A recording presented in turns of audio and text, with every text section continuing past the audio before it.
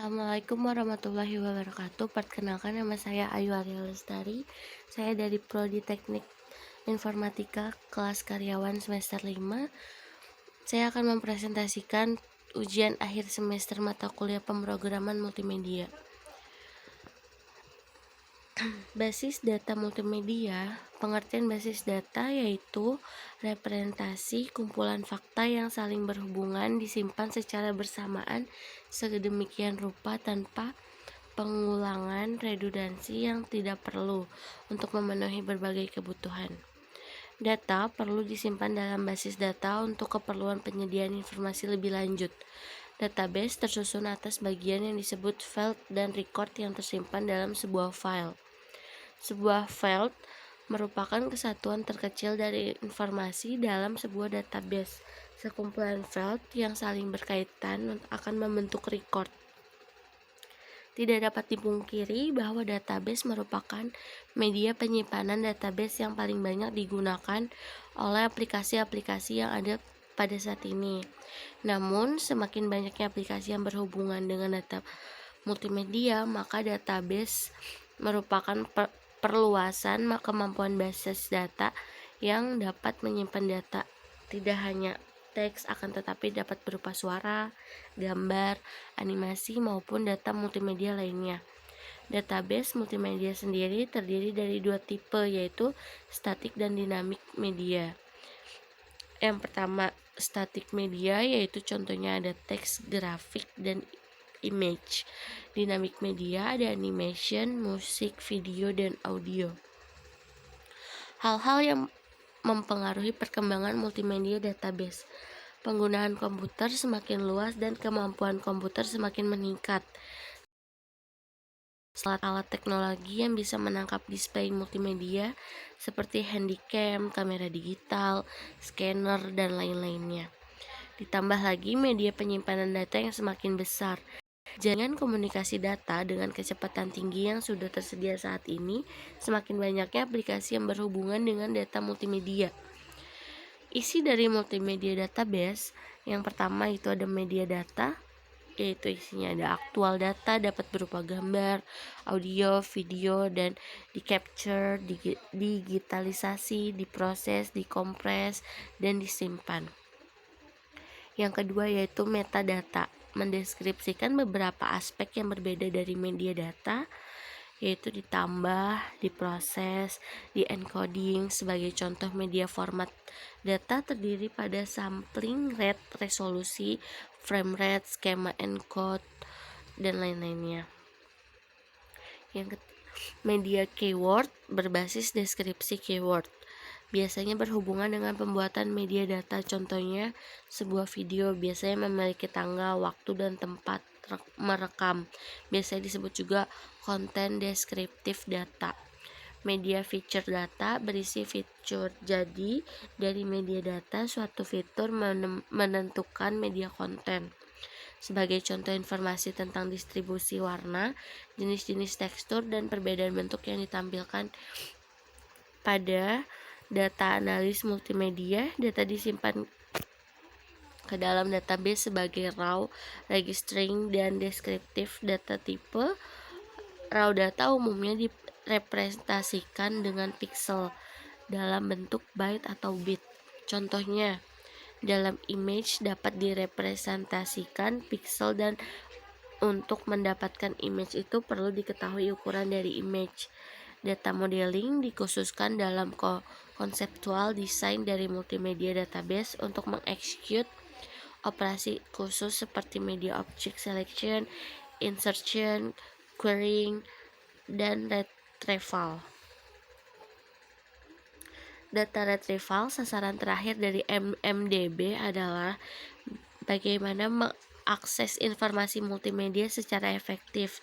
Berdasarkan tanggapan dalam pengaksesan, objek multimedia dibagi menjadi dua, yaitu objek aktif dan pasif. Objek aktif adalah objek yang berpartisipasi dalam proses retrieval, sedangkan objek pasif tidak.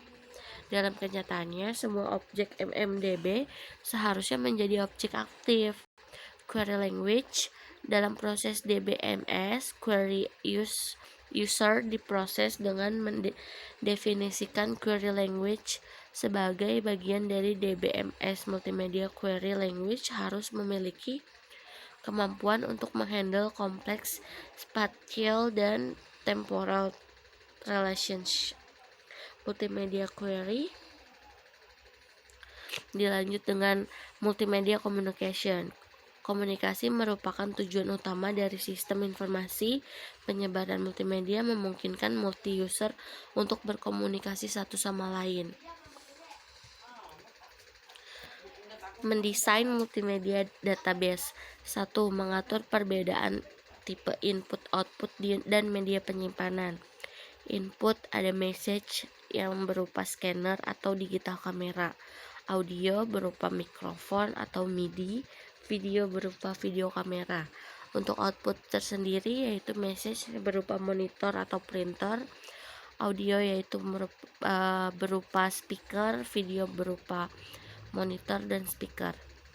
Mendesain multimedia database. Yang kedua, menangani kebanyaknya model koperasi data dan format penyimpanan, image BMP, JPEG, audio berupa MIDI dan MP3, video berupa MPEG, DAT, dan AAV. Ketiga, mendukung perbedaan platform dan sistem operasi. Walaupun user dapat menggunakan sistem operasi yang berbeda, tetapi butuh user level view database yang sama. Keempat, mengintegrasikan perbedaan data model. Beberapa data seperti numerik dan teks dapat ditangani dengan menggunakan relational database model, tetapi untuk data tersebut seperti image dan video lebih baik jika ditangani dengan menggunakan object oriented data model. Keduanya digabungkan dalam multimedia database. Dilanjut yang kelima, memberikan sistem query yang user friendly untuk beberapa data media yang berbeda. Contohnya query untuk penampilan frame sampel video, menampilkan klip yang sesuai dengan sesuatu track audio. Dilanjut dengan jenis aplikasi multimedia berdasarkan karakteristik pengolahan datanya, yaitu aplikasi repository. Sejumlah data besar multimedia serta meta-meta, tanggal, format media, data kata kunci media, data fitur media yang disimpan untuk tujuan pengambilan, misalnya repository citra satelit, gambar teknik, gambar pindahan radiologi. Yang kedua ada aplikasi presentasi, melibatkan pengiriman data multimedia yang tunduk pada batasan waktu. Melihat atau mendengarkan secara optimal memerlukan DBMS untuk mengirimkan data pada kecepatan tertentu yang menawarkan kualitas layanan di atas ambang batas tertentu. Di sini data diproses saat dikirim. Contoh, membuat anotasi pada data video dan audio. Analisis pengeditan waktu nyata. Tantangan terhadap database multimedia yang contohnya pemodelan bekerja di bidang ini dapat meningkatkan teknik pengambilan basis data dibandingkan informasi, sehingga dokumen merupakan bidang khusus atau patut mendapat pertimbangan khusus. Yang kedua yaitu desain konseptual, logis, dan fisik dari database multimedia belum ditangani sepenuhnya karena masalah kinerja dan penyetelan di setiap level jauh lebih kompleks karena terdiri dari berbagai format seperti JPEG, GIF, PNG, atau MPEG yang tidak mudah untuk mengkonversi dari satu bentuk ke bentuk lainnya. Penyimpanan database multimedia pada disk standar apapun menghadirkan masalah representasi, kompresi, pemetaan di hierarki perangkat, pengarsipan dan buffering selama operasi input-output. Kinerja untuk aplikasi yang melibatkan pemutaran video atau sinkronisasi audio video, keterlibatan fisik mendominasi. Penggunaan memproses paralel dapat mengatasi beberapa masalah teknik tersebut belum sepenuhnya dikembangkan. Selain database multimedia ini memakan banyak waktu memproses dan juga bandwidth. Query dan pengambilan untuk data multimedia seperti gambar, video, audio. Pengaksesan data melalui query membuka banyak masalah seperti formulasi query yang efisiensi, eksekusi query, dan pengoptimalan yang perlu ditangani. Area di mana database multimedia diterapkan: manajemen, dokumen, dan pencatatan instruksi, catatan rinci, dan beragam dokumen, contohnya catatan klaim asuransi. Selanjutnya ada penyebaran pengetahuan. Basis data multimedia adalah alat yang sangat efektif untuk penyebaran pengetahuan dalam hal menyediakan beberapa sumber daya, contohnya yaitu buku elektronik. Dilanjut, yang ketiga ada pendidikan dan pelatihan. Materi pembelajaran pembantuan komputer dapat dirancang dengan menggunakan sumber multimedia yang saat ini menjadi sumber belajar yang sangat populer, contohnya perpustakaan digital. Dilanjut yang keempat, pemasaran periklanan, retail, hiburan, dan perjalanan, yaitu contohnya ada tour virtual keliling kota, kontrol dan kemantauan real time. Ditambah dengan teknologi database aktif, penyajian informasi multimedia dapat menjadi sarana yang sangat efektif untuk memantau dan mengendalikan tugas-tugas kompleks atau contoh kontrol operasi manufaktur. Kecepatan dan kemudahan, speed, dengan menggunakan basis data. Pengambilan informasi dapat dilakukan dengan cepat dan mudah. Basis data memiliki kemampuan dalam mengelompokkan pengurutan, bahkan perhitungan dan matematika. Dengan perancangan yang benar, maka penyajian informasi akan dapat dilakukan dengan cepat dan mudah. Pemusatan kontrol data, karena cukup dengan satu basis data untuk banyak keperluan, pengontrolan terhadap data juga cukup dilakukan di satu tempat saja. Jika ada perubahan data alamat mahasiswa misalnya, maka tidak perlu kita mengupdate semua data di masing-masing bagian, tetapi cukup hanya di satu basis data. Efisiensi ruangan penyimpanan, space, dengan pemakaian bersama, tidak perlu menyediakan tempat penyimpanan di berbagai tempat. Keakuratan, penerapan secara ketat aturan tipe data, domain data, keunikan data, hubungan antara data, dan lain-lainnya dapat menekankan keakuratan dalam pemasukan atau penyimpanan data. Ketersediaan atau availability, dengan basis data kita dapat membackup data, memilah-milah data yang masih diperlukan, dan data mana yang perlu kita simpan di tempat lain. Hal ini mengingatkan tumbuh interaksi suatu organisasi dari waktu ke waktu membutuhkan media penyimpanan yang semakin besar. Keamanan atau security, kebanyakan sistem database dilengkapi dengan fasilitas manajemen penggunaan, diberikan hak akses yang berbeda-beda sesuai dengan penggunaan posisinya. Kebebasan data atau data independen, jika sebuah program telah sesuai dibuat dan ternyata ada perubahan isi struktur data, maka dengan basis data perubahan ini hanya perlu dilakukan pada level DBMS tanpa harus membongkar kembali program aplikasinya. User view, basis data penyediaan pandangan yang berbeda-beda untuk tiap-tiap pengguna. Sebagai contoh, kita memiliki data-data dari perusahaan yang bergerak di bidang retail. Data yang ada berupa data barang, penjualan, dan pembelian, sehingga ada beberapa jenis pengguna yang memerlukan informasi terkait dengan data perusahaan tersebut. Kekurangan pada sistem basis data yaitu ada yang lebih mahal. Contohnya, sistem basis data membutuhkan sumber daya yang tinggi, terlebih untuk melakukan perawatan yang secara berkala. Proses backup memakan waktu. Sistem basis data mencakup banyak file, sehingga jika dilakukan backup akan menghabiskan waktu. Bila ada akses yang tidak benar, kerusakan dapat terjadi. Kesalahan dalam mengakses bisa menyebabkan berbagai masalah, terutama oleh sembarang pengguna. Kekurangannya yaitu sistem lebih rumit sehingga memerlukan orang ahli. Sistem basis data sangat kompleks, tidak sembarangan orang bisa menanganinya, terutama dengan berbagai macam risiko, sehingga hanya orang ahli yang bisa menanganinya.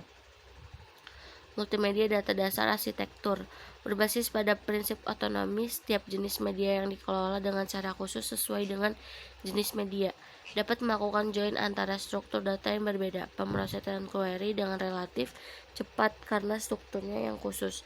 satu-satunya pilihan untuk data bank yang legal.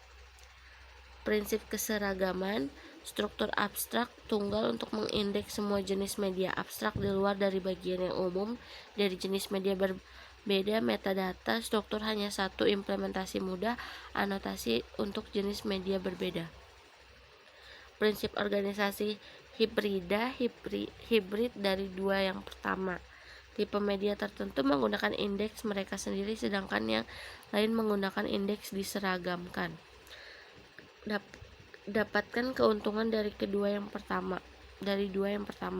Bergabunglah melalui sumber data yang multiple menggunakan indeks mereka sendiri. Manfaat dari basis-basis data bagi penggunanya yaitu kemudahan dan kecepatan.